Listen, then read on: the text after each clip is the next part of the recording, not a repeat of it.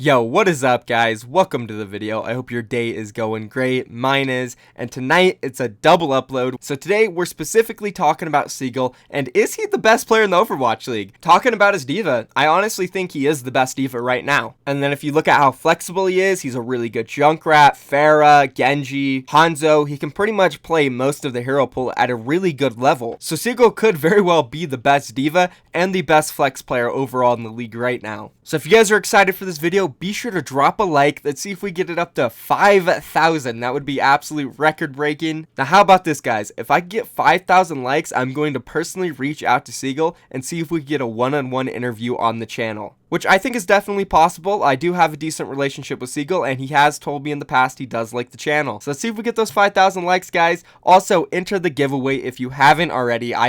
I don't know what you're doing. It's super easy. You can literally win a free Overwatch League jersey of your choice. All you have to do is enter your email, subscribe to a channel, like a video, and that's it. Click that gleam.io link down below to enter the giveaway. And lastly, if you enjoyed the channel, do not forget to subscribe. I upload content like this every single day. And now let's hop into it. So Seagull, man. It's actually pretty crazy because Seagull is kind of that guy where either you think he is one of the best players in the league or you think he's overrated. And it's split straight down the middle. If you ever go on Reddit and people are talking about Seagull, it's literally either going to be a guy hyping him up or a guy saying he's overrated. Like, there's no in between. That is like Seagull's reputation. It always has been. And personally, I was on that overrated side for a while. As somebody who competed against him in tournaments way back in like Season 2, Season 3 era of Overwatch, when he was on NRG and I was on Kungarna, my team never really struggled against his. We knocked NRG out of Winter Premier, and we also beat him in other low-tier qualifying tournaments. So I didn't really understand the hype around him, but if I look back at it and be honest, I really do think it was a lack of his team just being good at the time, and him not being able to do much because of that. And that was definitely the case for him in the Overwatch League during stages 1 through 3. And even through all of that, he even had his moments on Diva where he shined like a god. If you guys remember that match against New York Excelsior, where they came extremely close to winning, and then they also had a really close match against London Spitfire in stage 2. Seagull looked amazing in those games. And now in stage 4, they have a new coach. They're completely revitalized. The meta looks great for them.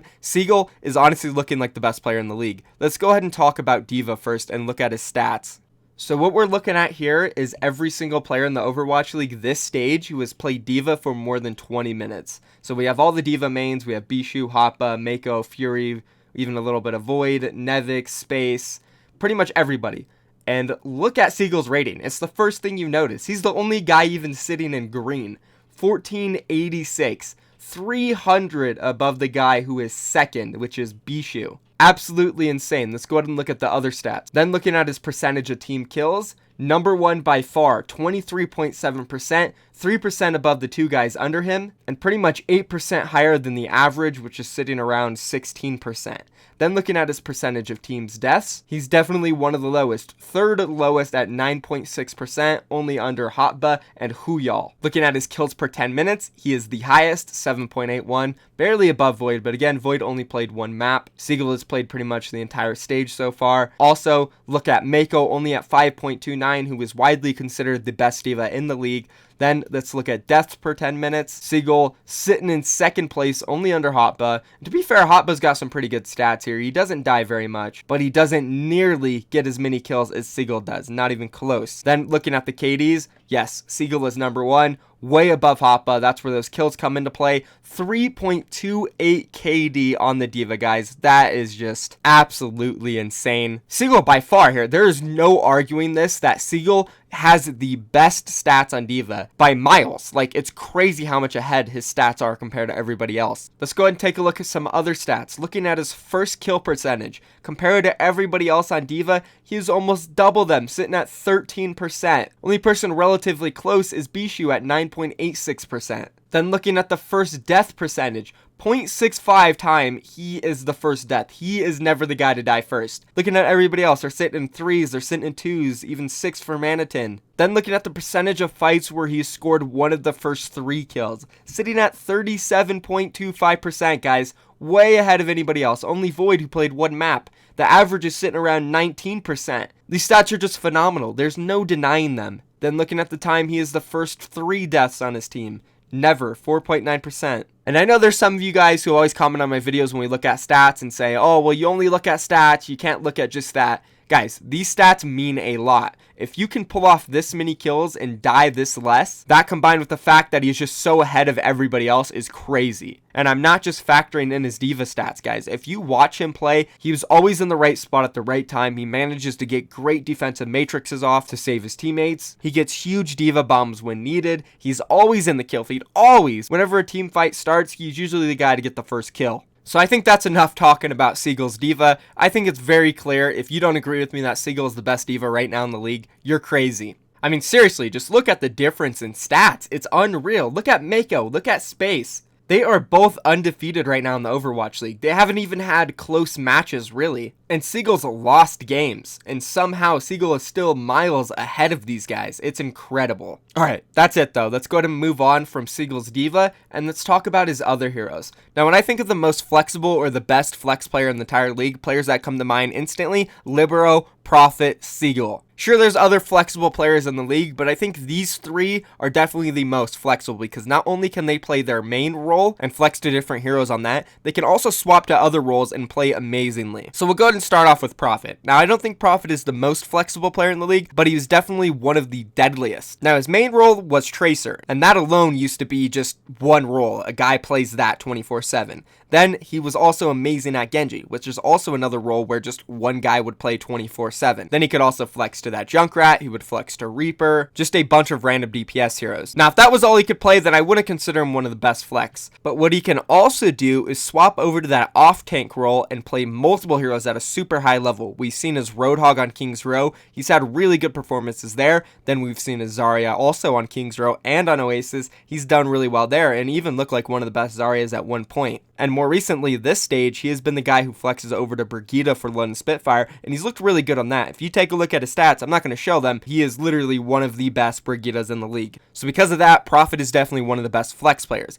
Then moving on to Libero, I mean, do we even have to talk about this guy? He can play every single DPS hero at a high level, and then he can also touch off tanks and play those too. I think when anybody thinks of best flex player in the league, Libero is the first one that comes to mind. And now let's move on to Seagull. So far this stage, we've seen him play Pharah, we've seen him play Genji, we've seen him play Hanzo, and we've seen him play Junkrat, all at pretty good levels. And then of course, we've seen him on that diva, which has been just absolutely devastating. Now, it's hard to say he is the best flex player in the world right now, just because most of his time has been focused on that diva. He has 24 minutes on Hanzo, 10 minutes on Genji, 17 on Junkrat, and 26 on Pharah. I've been really impressed with his Pharah and Junkrat. Whenever he's on those heroes, it seems like he's just racking up all the kills for his team. Then looking at the Genji, this is the hero he's most known for, and he is also very good at this one. And then the Hanzo, of course, he's really good at building up those dragons to combo the Gravitons on King's Row. It's hard to say he is the best flex just because there is always going to be Libero, there is always going to be Prophet, and those guys are amazing. But I can 100% confidently say he is a top 3 flex in the league right now. And you could definitely argue that he is the best. I'm not saying he isn't. I'm just saying this is a real big toss-up between these 3 players, and it's really hard for me to decide, and I can't definitively say he is the best flex right now. But still, regardless of that, if he is a top 3 flex in the league right now, and also the best diva,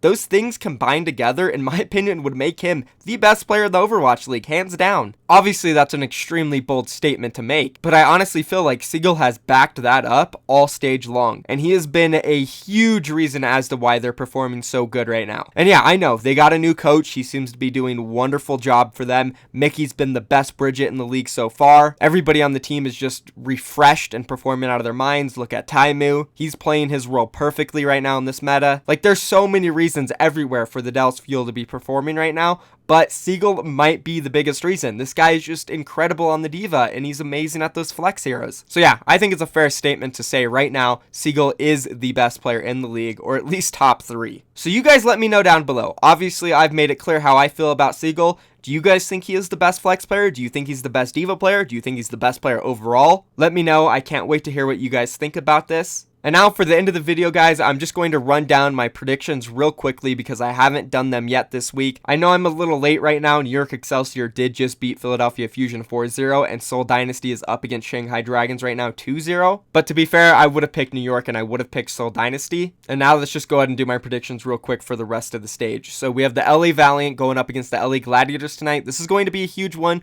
Both these teams are undefeated right now, looking to make a run for Stage 4 playoffs and also looking to make a run in the overall playoffs. I do think the Gladiators are the better team. I'm going to give the win over to them 3-2 or 3-1. Moving on to Thursday, we have London Spitfire going up against Boston Uprising. I think London Spitfire will win this one. They look a little bit better than Boston Uprising at this moment. Moving on to the next match, it's San Francisco Shock and Dallas Fuel. I think this is a really good matchup, and I'm excited to see this one. These two teams are both rising, and either of them can take this. This is a 50-50 matchup here. I am going to get on the Dallas Fuel hype train, though, and pick Dallas. Moving on to the next match, we have Philadelphia Fusion and the LA Gladiators. I think the LA Gladiators might be a little bit better, especially after Philly got 4-0 today and lost to the Dallas Fuel last week. LA Gladiators will take this 3-2, 3-1. Moving on to Friday, we have the Houston Outlaws taking on Shanghai Dragons. I'm going with Houston. I don't think Shanghai is going to win here. Then moving on to the next matchup, it's Florida Mayhem and Seoul Dynasty. Seoul Dynasty will win this one. It seems like Florida Mayhem are kind of getting worse. Then the next matchup, Boston Uprising, San Francisco Shock.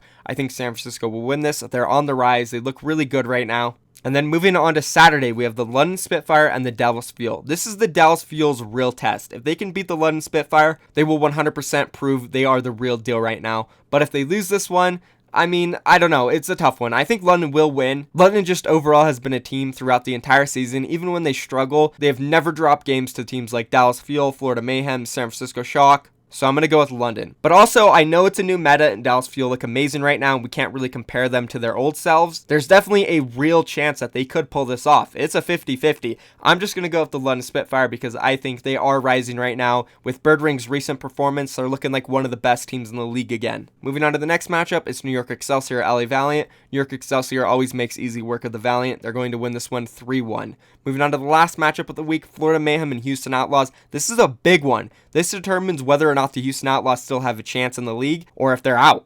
And I do think they'll win this one and keep pushing towards that playoff run.